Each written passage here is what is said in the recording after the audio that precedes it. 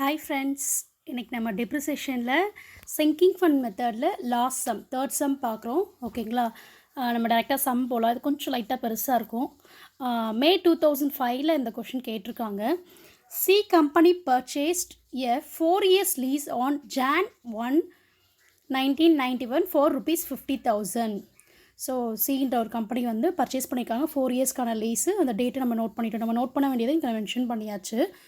Next, it is decided to provide for the renewal of the lease at the end of 4 years by setting up a depreciation fund. இவங்க என்ன பண்ணுறாங்கன்னா இந்த இதை வந்து renewal பண்ணுறாங்க. எப்போ அப்படின்னா 4 year எண்டில். ஸோ டிப்ரிசியேஷன் ஃபண்டை வச்சு it is expected that the investment will affect interest at 4% per annum. Sinking fund table show that the value rupees 0.235490 invested each year will be provided rupees 1 at the end of the 4 year. At 4% per annum, investments are made in multiple of 5. இதை note பண்ண வேண்டியதுங்க. Investments are made by multiple of 5 கொடுத்துருக்காங்க. இதுக்கு முன்னாடிலாம் இந்த மாதிரி ரெண்டு சம்ஸில் நம்ம இந்த மாதிரி பார்க்கல. ஸோ இது எப்படி நம்ம அதை அப்ளிகேபிள் பண்ணுறோம் நம்ம பார்க்கலாம். ஓகேங்களா? அவங்க என்ன சொல்கிறாங்க, டிப்ரிசியேஷன் ஃபண்டு வந்து கலெக்ட் பண்ணி அதுக்கப்புறம் 4 years கழிச்சு ரினிவல் பண்ண போகிறேன்னு சொல்கிறாங்க. சிங்கிங் ஃபண்ட் டேபிளில் வேல்யூ கொடுத்துட்டாங்க rupees 1 year. எல்லாமே 4 yearsக்கான லீஸ் நம்ம போட போகிறோம். இதில் ஒன்று எக்ஸ்ட்ராவாக ஆட் ஆகிருக்கிறது என்னென்னா, அந்த இன்வெஸ்ட்மெண்ட்ஸ்லாம் மேட் இன் மல்டிபிள் ஆஃப் 5 அப்படின்னு வந்திருக்கு. அது இந்த வேர்டை வந்து நம்ம சம்மில் எங்கே யூஸ் பண்ணுறோன்றதை நான் உங்களுக்கு சொல்கிறேன். On 31st December 1994, the depreciation fund investment are sold. இங்கே பாருங்கள், நமக்கு டிப்ரிசியேஷன் ஃபண்டு வருது இல்லையா, அதை டிப்ரிசியேஷன் ஃபண்ட் இன்வெஸ்ட்மெண்ட்டை வந்து நம்ம 36,455க்கு சேல் பண்ணுறோம். இப்போ on 1st Jan 1995, the same lease was renewed for a further period for 4 years. Actually இது சம்மில் வந்து 55,000 கொடுத்துருந்தாங்க. கொஷின் பேப்பர்லேயே தப்பாக கொடுத்துருந்தாங்க. ஸோ ஆனால் இது 50,000 தான் வரணும். ஓகேங்களா? அவங்க என்ன பண்ணுறாங்க, 4 years கழிச்சு அதே மாதிரி லீஸை வந்து பர்ச்சேஸ் பண்ணுறாங்க 4 yearக்காக. Prepare necessary lease account. இப்போ நம்ம ஆல்ரெடி அவங்க கொஷின் கேட்டிருக்குது, என்ன கேட்டிருக்காங்க, வெறும் லீஸ் அக்கௌண்ட் கண்டுபிடிக்க சொல்லியிருக்காங்க. அதுக்கு நம்ம பாட்டு சம்மை பார்த்துட்டு லீஸ் அக்கௌண்ட்டு ஒரு 4 வருஷத்துக்கு சேமாக அப்படியே எழுதி க்ளோஸ் பண்ணக்கூடாது. இதில் சம்மில் இன்னும் என்னென்ன கொடுத்துருக்காங்க பாருங்கள். டிப்ரிசியேஷன் ஃபண்டு கண்டுபிடிக்கணும், டிப்ரிசியேஷன் ஃபண்டு இன்வெஸ்ட்மெண்ட் கண்டுபிடிக்கணும், அதுக்கான இன்ட்ரெஸ்ட்டை போடணும், லீஸ் அக்கௌண்ட் போடணும். இந்த மாதிரி 4 டேபிளுக்கு மேலே வருது. இப்போ நம்ம சம்முக்கு போகலாம். சம் ஈஸியாக தான் இருக்கும். எல்லாமே ஒரே இடத்துல திருப்பி மாற்றி எழுதுகிற மாதிரி தாங்க இருக்கும். கேல்குலேஷன்ஸே இருக்காது. பட் டேபிள்ஸ் நிறைய போட்டு கண்டினியூ பண்ணுற மாதிரி இருக்கும். வாங்க நம்ம சம்முக்கு போகலாம். இப்போது நம்ம ஆஸ் யூஷுவல் நம்ம அந்த 50,000க்கு வந்து நம்ம அந்த சிங்கிங் ஃபண்ட் டேபிள் கொடுத்துருக்க மெத்தடை வச்சு நம்ம கேல்குலேட் பண்ணி டிப்ரிசியேஷன் எடுத்துகிட்டு வந்துட்டோம். பர் ஆனம்க்கு என்ன 11,755. இப்போ ஃபஸ்ட்டு நம்ம என்ன அக்கௌண்ட் போட போகிறோம் அப்படின்னா, டிப்ரிசியேஷன் அக்கௌண்ட், லீஸ் அக்கௌண்ட் போட போகிறோம். ஓகேங்களா? ஃபஸ்ட்டு 4 yearsக்கான லீஸை நம்ம எழுதிடுவோம். இதுவும் ஈஸி தானேங்க, உங்களுக்கே தெரியும் இல்லையா, ரொம்ப ஈஸியாக போட்டுடலாம். லீஸ் அக்கௌண்ட்டு டெட்டாஸ் கிரெடிட்டாஸ் போட்டோம். 1991 ஸ்டார்ட் ஆகுது, 95 முடியுது. So to bank account 50,000 by balance carry down 50,000. So இது உங்களுக்கு ஆஸ் யூஷுவல் தெரியும். இவங்க ஒரு மிஸ்டேக் பண்ணிவிட்டேன், 94 ஆஸ் யூஷுவல் உங்களுக்கு தெரியும். அதை அப்படியே போட்டுட்டு வாங்க. 1195 அவங்க என்ன சொல்லியிருக்காங்க, டு பேங்க் அக்கௌண்ட் போட்டு பை ரினிவல் ஆஃப் லீஸ் அப்படி தான் சொல்லியிருக்காங்க. இந்த கொஷனில் சொல்லியிருக்காங்க பாருங்கள். இப்போ இந்த இயர் எண்டில் Jan 1 1995 வந்து ரினிவல் பண்ணுறாங்க. ஸோ அதை தான் இங்கே நம்ம மென்ஷன் பண்ணி இந்த அமௌண்ட்டை போட்டு க்ளோஸ் பண்ணுறோம். ஸோ ஃபஸ்ட்டு இது முடிஞ்சிடுச்சு. Second depreciation. ஒரு லீஸ் எடுக்கிறோம். லீஸ் எடுத்தால் முதல்ல என்ன போடுவோம், டிப்ரிசியேஷன் போடுவோம். அடுத்து என்ன பண்ணுவோம், டிப்ரிசியேஷன் போட்டு அதுக்கான ஃபண்டு, அந்த எப்படி ஃபண்டை நம்ம எப்படி இது பண்ணுறோன்றதை போட போகிறோம். அதுக்கு அடுத்து அந்த ஃபண்டை எதில் போய் இன்வெஸ்ட் பண்ண போகிறோம் அப்படின்றத போட போகிறோம். இதுதான் அந்த சம்மு. இப்போ டிப்ரிசியேஷன் அக்கௌண்ட் பார்க்கலாம். இதில் பார்த்தீங்கன்னா உங்களுக்கு இது டிப்ரிசியேஷன் அக்கௌண்ட்லேருந்து எங்கே போக போகுது, டிப்ரிசியேஷன் ஃபண்ட் அக்கௌண்ட்டுக்கு தான் போக போகுது. ஸோ இங்கே இதுலேயே உங்களுக்கு தெரிஞ்சிடும். நீங்கள் காலமில் இங்கே பர்டிகுலர்ஸ் நீங்கள் என்ன எழுதுறோன்னா, இதுக்கு அடுத்து என்ன காலம் எழுத போகிறோம், டிப்ரிசியேஷன் ஃபண்ட் அக்கௌண்ட். ஸோ அதை தான் நம்ம எழுதுகிறோம். இப்போ பாருங்கள், ஒரு டிப்ரிசியேஷனுடைய வேல்யூ வந்து எப்போ வரும், நமக்கு மந்த் எண்டில் வரும் இல்லையா, இயர் எண்டில் வரும். So 31st 12/91 to depreciation fund account 11,775. அதே தான் 31/12/91ல் by profit and loss account actually இந்த டிப்ரிசியேஷன் ஃபண்டை கலெக்ட் பண்ணி அந்த ஃபண்டு இன்வெஸ்ட்மெண்ட்டில் வர வேல்யூ வச்சு ஒரு பர்ச்சேஸ் பண்ணுறோம். அதை வந்து அவங்க கொடுத்துருக்காங்க. ஸோ அது நமக்கு ப்ராஃபிட்டில் வருதா லாஸில் வருதான்றதை நம்ம கண்டுபிடிக்க போகிறோம். ஓகேங்களா? இப்போதைக்கு நமக்கு தெரியாது. டிப்ரிசியேஷன் அக்கௌண்ட் போடும்போது தெரியாது. ஃபண்ட் அக்கௌண்ட் போடணும், இன்வெஸ்ட்மெண்ட் அக்கௌண்ட் போட்டதுக்கப்புறம் தான் தெரியும். அதே மாதிரி செகண்ட் இயரும் அதே மாதிரி மென்ஷன் பண்ணுறோம், தேர்ட் இயரும் அதே மாதிரி மென்ஷன் பண்ணுறோம், ஃபோர்த் இயரும் அதே ஒன்று மென்ஷன் பண்ணுறோம். ஆக்சுவலி நம்ம என்ன கேட்டிருக்காங்க, 4 இயர்ஸ் லீஸ் தான் கேட்டிருக்காங்க. அதனால தான் 4 இயர்ஸ்க்கு போடுறோம். இங்கே நம்ம ஏன் இந்த லீஸ் அக்கௌண்ட்டில் 5th இயர் போட்டிருக்கோம் அப்படின்னா, அவங்க மென்ஷன் பண்ணாங்க இல்லையா, அந்த அடுத்த வருஷத்தில் நாங்கள் அதே லீஸை வாங்குகிறோம் அப்படின்னு, அதுக்காக ரினியூவல் ஆஃப் லீஸ்ன்னு போட்டிருக்கோம். ஓகேங்களா? ஸோ டிப்ரிசியேஷன் அக்கௌண்ட்டு ஈஸியாக முடிஞ்சிச்சு. இதில் எந்த கேல்குலேஷன்ஸுமே கிடையாது. இந்த 2 காலம்லேயுமே உங்களுக்கு எந்த கேல்குலேஷன்ஸும் வராது. அடுத்து டிப்ரிசியேஷன் ஃபண்ட் அக்கௌண்ட். இந்த ஒரு அக்கௌண்ட் மட்டும் நம்ம கால்குலேட் பண்ணிட்டோம்னா அடுத்து வர 2 டேபிளும் ஈஸி தான். டேபிள் போடுறதுக்கு தான் டைம் ஆகும். இந்த சம் வரக்கூடாதுன்னு வேண்டிக்கோங்க எக்ஸாமில். 31/12/91 டு பேலன்ஸ். ஓகே, டிப்ரிசியேஷன் ஃபண்டுனாவே நம்ம ரைட் சைடில் தான் முதல்ல கால்குலேட் பண்ணுவோம். நீங்கள் ஆல்ரெடி சம்ஸ்லாம் இதுக்கு முன்னாடி இருக்கிறத போய் பாருங்கள். ஸோ நம்ம ரைட் சைட் போடலாம். 31/12/91ல் பை டிப்ரிசியேஷன் அக்கௌண்ட் அந்த இயர் எண்டில் டிப்ரிசியேஷன் 11,755. ஸோ அதை கேரி ஃபார்வர்ட் பண்ணி எழுதுகிறோம். அதுக்கு அடுத்து 1192ல் by balance brought down. So போன வருஷனுடைய டிப்ரிசியேஷன் அமௌண்ட்டை எழுதுகிறோம். 31/12/92ல் by interest on depreciation fund investment account. ஓகேங்களா? Depreciation fund investment account. இப்போ இது எதுக்கு ரிலேட்டட் ஆகுதுன்னா, இதுக்கு அடுத்து நம்ம போட போகிறது என்ன போட போகிறோம், டிப்ரிசியேஷன் ஃபண்ட் இன்வெஸ்ட்மெண்ட் அக்கௌண்ட்டை தான் போட போகிறோம். ஓகேங்களா? இது டிப்ரிசியேஷன் ஃபண்ட் அக்கௌண்ட்டு. ஓகே, இப்போ அந்த 11,755க்கு இன்ட்டு 4% நம்ம இப்போ அந்த இன்ட்ரெஸ்ட் போடணும். போட்டோன்னா 471 வரும். அதே மாதிரி நீ 1992 இயர்க்கான டிப்ரிசியேஷன் வந்து 11,775 இந்த அமௌண்ட்டை போட்டு மொத்தத்தை நீங்கள் ஆட் பண்ணால் 24,021 வரும். ஸோ லெஃப்ட் சைட்லேயும் நம்ம அதை போட்டு க்ளோஸ் பண்ணுறோம். அதுக்கு அடுத்து 1193ல் பை பேலன்ஸ் க்ராடன் 24,021 போடுறோம். அந்த இயர் எண்டில் பை இன்ட்ரெஸ்ட் ஆன் டிஃப்ரெண்ட், அதாவது ஷார்ட்டாக போட்டிருக்கோம், டிப்ரிசியேஷன் ஃபண்ட் இன்வெஸ்ட்மெண்ட் அக்கௌண்ட் 961. இந்த 961 எப்படி வந்துச்சுன்னா, இப்போ பாருங்களேன், 24,021 ருபீஸ். ஆனால் அவங்க என்ன சொல்லியிருக்காங்க, டிப்ரிசியேஷன் ஃபண்டு இன்வெஸ்ட்மெண்ட் அக்கௌண்ட்டில் ஃபண்ட் அக்கௌண்ட்லேயும் ரவுண்ட் ஆஃப் பண்ண சொல்லியிருக்காங்க. 5 வருது இல்லையா? ஸோ நம்ம என்ன பண்ணுறோம், 24,025 நம்ம இன்வெஸ்ட்மெண்ட் அக்கௌண்ட் அந்த இன்ட்ரெஸ்ட் கேல்குலேட் பண்ணுறப்ப 25 மாற்றிக்கிறோம். ஸோ 5ல் வர மாதிரி நம்ம மாற்றிக்கிறோம். ஓகேங்களா? ஸோ 24,025 ருபீஸை 4% இன்ட்ரெஸ்ட் போட்டோம் அப்படின்னா 961 வரும். அதுக்கு அடுத்து அந்த இயர் எண்டு, தேர்ட் இயர்க்கான எண்டில் வந்து டிப்ரிசியேஷன் என்னவோ அதை போடுறோம். ஸோ டோட்டலாக ஆட் பண்ணால் 36,757. அதையே லெஃப்ட் சைடில் போடுறோம்.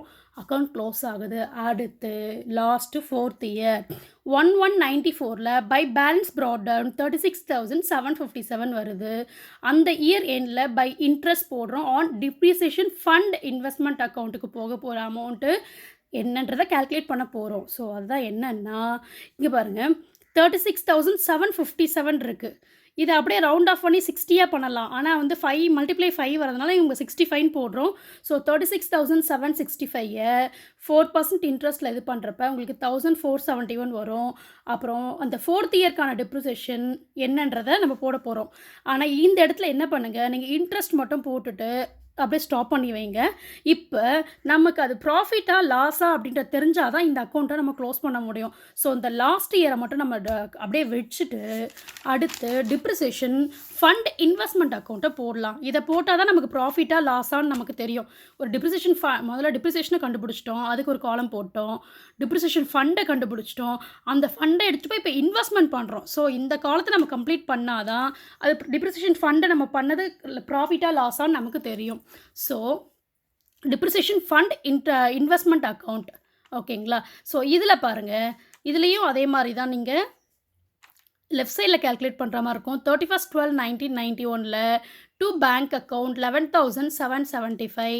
31/12/91ல் பை பேலன்ஸ் கேரி டவுன் 11,775. இதில் எந்த சேஞ்சஸுமே கிடையாது.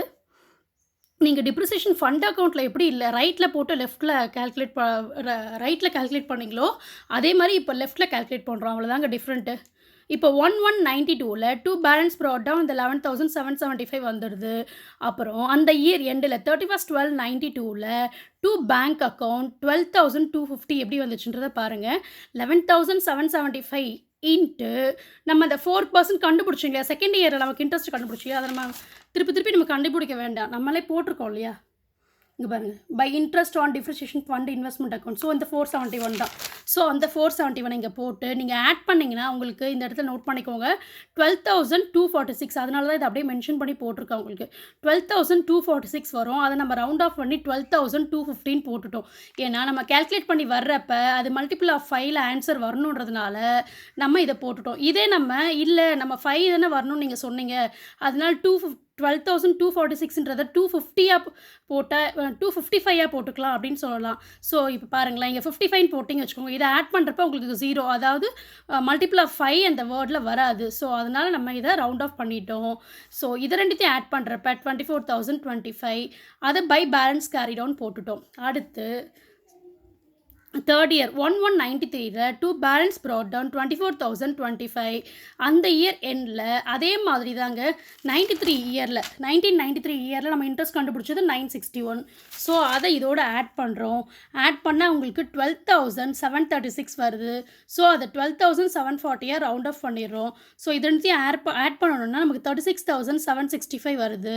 இதனுடைய பை பேலன்ஸ் கேரி டவுன் நமக்கு இந்த அமௌண்ட்டு. அடுத்து லாஸ்ட் இயர், இந்த இயர் நோட் பண்ணிக்கோங்க. இதில் என்ன பண்ணுறோம் அப்படின்னா 11/4/94ல் 2 பேங்க் பேலன்ஸ் ப்ராட் டவுன் 36,765. அவங்க என்ன சொல்லியிருக்காங்க அப்படின்னா இந்த இந்த இந்த இடத்துல இந்த வேல்யூ எப்படி வந்திருக்குன்னு பாருங்கள். நமக்கு கொஷனில் என்ன சொல்லியிருக்காங்கன்னா இங்கே பாருங்கள், 31st December 1994ல் தி டிப்ரிசியேஷன் ஃபண்ட் இன்வெஸ்ட்மெண்ட், அந்த டிப்ரிசியேஷன் ஃபண்ட் இன்வெஸ்ட்மெண்ட்டை சோல்வ் பண்ணுறாங்க. எவ்வளோக்கு பண்ணுறாங்க? 36,455க்கு. ஸோ டிப்ரிசியேஷன் ஃபண்ட் இன்வெஸ்ட்மெண்ட்டு நம்ம இப்போ போடுற அக்கௌண்ட் என்ன? Depreciation fund investment. அதை தான் நம்ம எவ்வளோக்கு அவங்க சேல் பண்ணுறாங்க? 36,455. இதை நம்ம மென்ஷன் பண்ணிட்டோம். இப்போ லெஃப்ட் சைடில் எவ்வளோ இருக்குது? 36,765. ஸோ இதுலேருந்து இதை லெஸ் பண்ணோன்னா 310 rupees வரும். இதுதான் டிப்ரிசியேஷன் ஃபண்ட் அக்கௌண்ட். ஓகேங்களா? இந்த அமௌண்ட்டு தான் டிப்ரிசியேஷன் ஃபண்ட் அக்கௌண்ட்டில் எடுத்து போய் நம்ம போடணும். எப்படி என்னவா போட போகிறோன்னு மட்டும் பாருங்களேன். இது ப்ராஃபிட்டாக லாஸாக நம்ம இங்கேயே தெரிஞ்சிடும். ஆக்சுவலி நம்ம ஒரு டிப்ரிசியேஷனை ஃபண்டை கொடுத்து இன்வெஸ்ட்மெண்ட் பண்ணி நமக்கு வந்த இது இவ்வளோ வந்திருக்கணும். 36,765 வந்திருக்கணும். ஆனால் நமக்கு எவ்வளோ தான் வந்திருக்கு? 36,455 தான் வந்திருக்கு. ஸோ 310 rupees லாஸில் தான் முடியுது. ஸோ இந்த சம்மை இதில் போட்டு க்ளோஸ் பண்ணிடுறோம். நம்ம டிப்ரிசியேஷன் ஃபண்ட் அக்கௌண்ட்டில் நம்ம அப்படியே பேலன்ஸ் வச்சுருந்தோம் இல்லையா, இப்போ அதை நம்ம போடலாம் பாருங்கள். லெஃப்ட் சைடில் போடலாம். இது 31/12/94ல் 2 depreciation fund investment account loss on sale. Correct தானேங்க? நம்ம லாஸாக தானே பண்ணியிருக்கோம், லாஸ் ஆயிடுச்சு இல்லையா. ஸோ அந்த அமௌண்ட் 310 போடுறோம். அதுக்கப்புறம் 2 லீஸ் அக்கௌண்ட், அந்த இயரில் அந்த லீஸ் அக்கௌண்ட்டை க்ளோஸ் பண்ணணும் இல்லையா.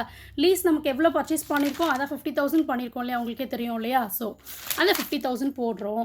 லெஃப்ட் சைடை இப்போ க்ளோஸ் பண்ணிடுறோம். 50,000 வருது.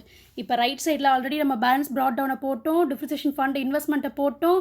அந்த மந்த்துக்கான அதுக்கப்புறம் இந்த டிப்ரிசியேஷனை வச்சு வைங்க. நம்ம ரவுண்ட் ஆஃப் பண்ணணும், அதுக்காக இதை அப்படியே வைங்க. வச்சுட்டு by profit and loss account இந்த சைடும் நம்ம அதை போடணும். ஓகேங்களா? By profit and loss account எவ்வளோ? 310 rupees நம்ம போட்டுட்டோம். ஸோ இதை எல்லாத்தையும் நீங்கள் ஆட் பண்ணி இந்த 50,310 லெஸ் பண்ணிங்கன்னா உங்களுக்கு 11,772 வரும். ஆக்சுவலி 11,775 தான் போடணும். பட் இதை நம்ம ரவுண்ட் ஆஃப் பண்ணி க்ளோஸ் பண்ணோன்றதால இன்ட்ரெஸ்ட் கால்குலேஷனையும் இந்த டிப்ரிசியேஷன் ஃபண்ட் அமௌண்ட்டும் நம்ம கம்மி பண்ணலாம். 1 or 2-3 rupees கம்மி பண்ணலாம், தப்பு கிடையாது. ஸோ 11,772 போட்டிங்கன்னா உங்களுக்கு லெஃப்ட் சைடோ ரைட் சைடோ ஈக்குவல் ஆயிரும். அந்த இதோட க்ளோஸ் பண்ணிடலாம் நம்ம. ஓகேங்களா? அதுக்கடுத்து ஒரே ஒரு காலம் தான் போடணும். இது பார்த்திங்கன்னா எதுவுமே ஜஸ்ட் அந்த இன்ட்ரெஸ்ட் டிப்ரிசியேஷன் ஃபண்ட் எவ்வளோன்றதை தனியாக காமிக்கணுன்றதுக்காக இந்த காலம் தான். இதில் நம்ம எதையும் எஃபோர்ட் போட தேவையில்லை, அப்படியே காப்பி பேஸ்ட் பண்ணுற மாதிரி தான் இருக்கும். இதை பாருங்களேன், interest on depreciation fund investment account. Interest மட்டும் தனியாக எடுத்து எழுத சொல்கிறாங்க, அவ்வளோதாங்க. ஸோ 91 1991 இன்ட்ரெஸ்ட்லாம் எதுவும் இருக்காது. உங்களுக்கே தெரியும் இல்லையா? ஏன்னா டிப்ரிசியேஷன் அப்போ தான் வந்திருக்கும். ஸோ 31/12/92ல டூ டிப்ரிசியேஷன் அக்கௌண்ட்டில் 471 ருபீஸ் இருக்குது. அது பேங்க் அக்கௌண்ட்டு. ஸோ இதை அப்படியே க்ளோஸ் பண்ணுறாங்க. அதுக்கப்புறம் செகண்ட் இயரில் 961, தேர்ட் இயரில் 1471 ருபீஸ். அவ்வளோதாங்க. இந்த சம்மில் பாருங்கள் நம்ம எத்தனை காலம்ஸ் போட வேண்டியது இருக்குது. அதுக்காக தான் எக்ஸாமில் இது வரக்கூடாதுன்னு ப்ரே பண்ணிக்கோங்கன்னு சொல்கிறேன். இங்கே பாருங்கள். ஏன்னா ஈஸி தான், ஆனால் நமக்கு ரொம்ப டைம் வேஸ்ட் ஆகும். லீஸ் அக்கௌண்ட் போட்டிருக்கோம், டிப்ரிசியேஷன் அக்கௌண்ட் போட்டிருக்கோம், அதுக்கப்புறம் டிப்ரிசியேஷன் ஃபண்ட் அக்கௌண்ட் போட்டிருக்கோம், அதுக்கப்புறம் டிப்ரிசியேஷன் ஃபண்ட் இன்வெஸ்ட்மெண்ட் அக்கௌண்ட் போட்டிருக்கோம், அதுக்கப்புறம் interest on depreciation fund investment account போட்டிருக்கோம். மொத்தம் 5 டேபிள்ஸ் போட்டிருக்கோம். 5 காலமில் போட்டு நம்ம போட்டிருக்கோம். 5 டேபிள்ஸாக போட்டிருக்கோம். ஸோ இந்த சம் கொஞ்சம் 1க்கு 2 தடவை வீடியோவை ரீகால் பண்ணி பாருங்கள். கண்டிப்பாக புரியும். இதில் ஏதாவது டவுட்ஸ் இருந்தால் நீங்கள் கமெண்டில் ஷேர் பண்ணுங்கள். இது ரிலேட்டடான sums accounts BSc maths first year accounts ரிலேட்டடான சம்ஸ் எல்லாமே உங்களுக்கு டிஸ்கிரிப்ஷன் பாக்ஸில் கொடுத்துருக்கேன். கண்டிப்பாக யூஸ்ஃபுல்லாக இருக்கும். செக் பண்ணி பாருங்கள். Thank you friends.